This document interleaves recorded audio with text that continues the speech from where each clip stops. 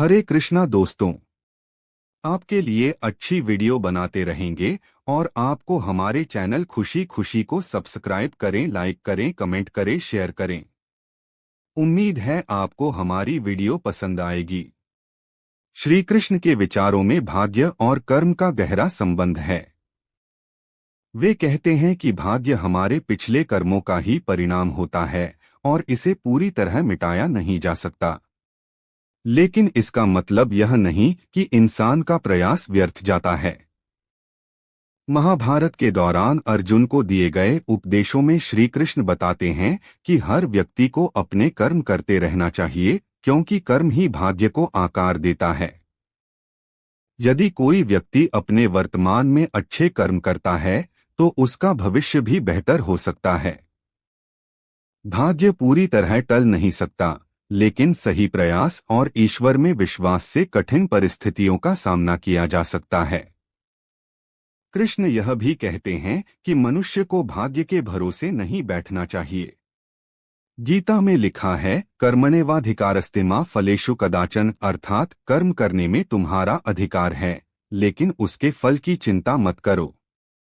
इसका अर्थ यह है कि इंसान को अपने प्रयासों पर ध्यान देना चाहिए, क्योंकि भाग्य से ज्यादा उसका कर्म महत्वपूर्ण होता है।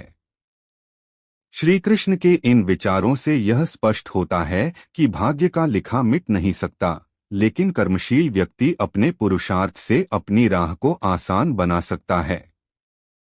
श्री कृष्ण कहते हैं कि भाग्य का लिखा कभी नहीं मिटता, लेकिन इसका अर्थ यह नहीं कि इंसान सिर्फ भाग्य के भरोसे बैठा रहे।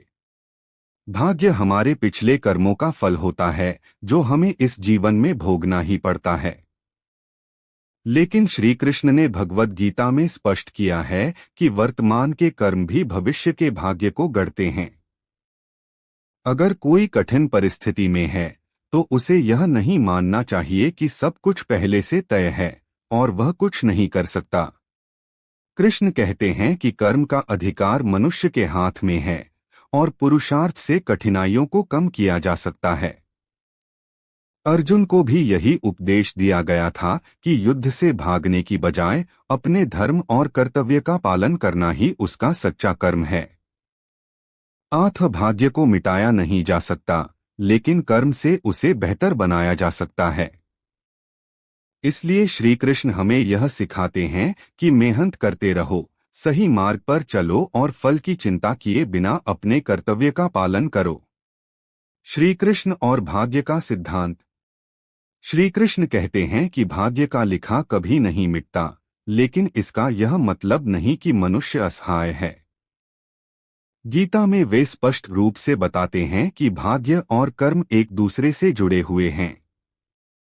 भाग्य हमारे पिछले जन्मों या वर्तमान जीवन के कर्मों का परिणाम होता है, लेकिन इसका अर्थ यह नहीं कि हम नए कर्मों से अपने जीवन की दिशा नहीं बदल सकते। भाग्य और कर्म का संबंध। श्री कृष्ण ने अर्जुन को गीता में समझाया कि मनुष्य के पास कर्म करने की स्वतंत्रता है, लेकिन वह अपने कर्मों के परिणाम को नियंत्रित नहीं कर सकता। उन्होंने कहा, कर्मण्येवाधिकारस्ते मा फलेषु कदाचन, अर्थात इंसान को अपने कर्म करने का अधिकार है, लेकिन फल की चिंता नहीं करनी चाहिए। इसका सीधा अर्थ यह है कि भाग्य जो पहले से लिखा गया है वह हमारे अतीत के कर्मों का फल है, लेकिन यदि हम आज अच्छे कर्म करें तो भविष्य में हमारा भाग्य भी अच्छा हो सकता है। क्या भाग्य को बदला जा सकता है? श्री कृष्ण बताते हैं कि कुछ घटनाएं पहले से तय होती हैं, क्योंकि वे हमारे पूर्व जन्मों के कर्मों का परिणाम होती हैं। लेकिन कर्मशील व्यक्ति अपने पुरुषार्थ और मेहनत से अपने भविष्य को बेहतर बना सकता है।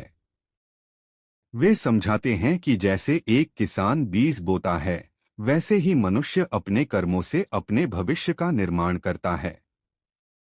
अगर किसी ने बबूल का बीज बोया है तो कांटे ही मिलेंगे, लेकिन अगर आज आम का बीज बो दिया जाए तो कल मीठे फल अवश्य मिलेंगे। श्री कृष्ण की शिक्षा, भाग्य के भरोसे मत बैठो। महाभारत में एक प्रसंग आता है जब अर्जुन युद्ध से पहले हतोत्साहित हो जाते हैं और कहते हैं कि सब पहले से तय है, तो युद्ध करने का क्या लाभ। तब श्री कृष्ण उन्हें समझाते हैं कि जीवन में परिश्रम और पुरुषार्थ का बड़ा महत्व है। यदि भाग्य ही सब कुछ तय कर रहा होता तो प्रयास करने की कोई आवश्यकता ही नहीं होती। लेकिन वास्तविकता यह है कि मनुष्य को निरंतर कर्म करते रहना चाहिए। उद्धरेदात्मनात्माननात्मानमवसाद्येत। मनुष्य को स्वयं अपना उद्धार करना चाहिए, स्वयं को गिरने नहीं देना चाहिए। भाग्य और कर्म का संतुलन। श्री कृष्ण हमें यह सिखाते हैं कि भाग्य का प्रभाव होता है, लेकिन कर्म से उसे बदला या सुधारा जा सकता है। यदि कोई व्यक्ति कठिन परिस्थितियों में है तो उसे यह नहीं मानना चाहिए कि वह कुछ नहीं कर सकता। परिश्रम और सही दिशा में किए गए प्रयासों से जीवन को बदला जा सकता है। उदाहरण अर्जुन और कर्ण का भाग्य।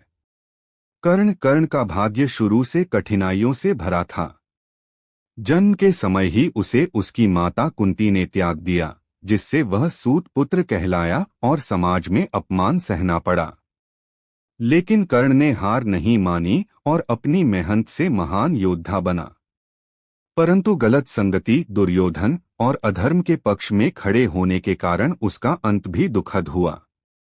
अर्जुन को जन्म से राजकुमार का सम्मान मिला, लेकिन उसने भी कठिन परिश्रम से अपने युद्ध कौशल को निखारा। श्री कृष्ण के मार्गदर्शन में सही निर्णय लेकर वह विजयी हुआ। निष्कर्ष।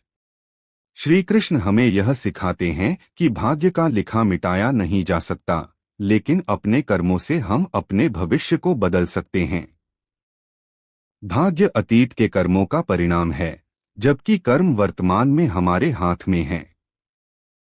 इसलिए हमें निरंतर प्रयास करते रहना चाहिए, धर्म और सत्य के मार्ग पर चलते हुए सही कर्म करने चाहिए। भाग्य से ज्यादा महत्वपूर्ण पुरुषार्थ है। भाग्य और कर्म का गहरा रहस्य। श्री कृष्ण के अनुसार भाग्य और कर्म का खेल गहरा है। भाग्य कोई पहले से लिखी हुई लकीर नहीं है, बल्कि यह हमारे कर्मों का ही प्रतिबिंब है। जब हम कहते हैं कि भाग्य का लिखा मिट नहीं सकता, तो इसका अर्थ यह नहीं कि हम निष्क्रिय होकर बैठ जाएं, बल्कि इसका अर्थ यह है कि हमारे पूर्व कर्मों का फल हमें अवश्य मिलेगा, लेकिन हम अपने वर्तमान कर्मों से अपने भविष्य को बदल सकते हैं। भाग्य कैसे बनता है? श्री कृष्ण बताते हैं कि भाग्य केवल किस्मत या संयोग नहीं है, यह हमारे द्वारा किए गए कर्मों का ही फल है। वे इसे 3 भागों में बांटते हैं। 1. संचित कर्म, हमारे सभी जन्मों के संचित कर्म जो अभी तक फलित नहीं हुए हैं। 2. प्रारब्ध कर्म, वे कर्म जो वर्तमान में हमें भाग्य के रूप में मिल रहे हैं, इस जन्म का भाग्य। 3. क्रियमाण कर्म, वे कर्म जो हम अभी कर रहे हैं और जो हमारे भविष्य का भाग्य तय करेंगे। इसका अर्थ यह हुआ कि यदि कोई व्यक्ति आज अच्छे कर्म करता है तो उसका भविष्य बदल सकता है। यही कारण है कि श्री कृष्ण कर्म को सबसे अधिक महत्वपूर्ण मानते हैं। क्या केवल भाग्य से ही सब कुछ होता है? अगर केवल भाग्य ही सब कुछ होता तो प्रयास करने की कोई आवश्यकता नहीं होती। लेकिन महाभारत और गीता में श्री कृष्ण बार बार बताते हैं कि पुरुषार्थ, मेहनत और प्रयास सबसे बड़ा धर्म है। उन्होंने कहा, न ही कश्चित क्षणमपि जातु तिष्ठत्य कर्मकृत। कोई भी व्यक्ति एक क्षण के लिए भी बिना कर्म किए नहीं रह सकता। यानी हर व्यक्ति को लगातार कर्म करना ही पड़ता है। यदि कोई व्यक्ति यह मानकर बैठ जाए कि उसका भाग्य खराब है और वह कुछ नहीं कर सकता, तो वह जीवन में कभी आगे नहीं बढ़ पाएगा। उम्मीद है आपको हमारी वीडियो पसंद आएगी और आपको हमारे चैनल खुशी खुशी को सब्सक्राइब करें, लाइक करें, कमेंट करें, शेयर करें। हरे कृष्णा दोस्तों, धन्यवाद।